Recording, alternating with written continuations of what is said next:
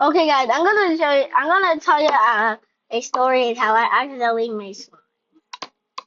So I was just playing with it because I wasn't not because I was yeah, I had like this slime market thing. It was like a burger, and it went wrong and I did it wrong. So and I just had the ketchup left, so I just wanted to put it in, put it in the freezer for like 2 days. It was in like 2 days, and then last night I took it out and it was frozen, honestly. So I put it in the fridge, and then now I check it, and now it's slime, literally slime.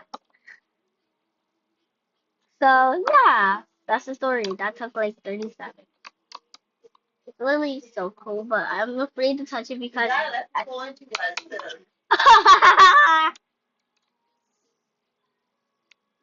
look at this. It looks. It's literally.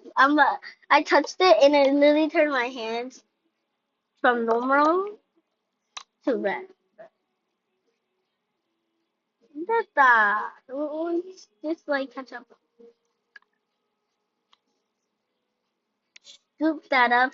Strawberry. I'm a mess, Grandma. Okay, bye guys.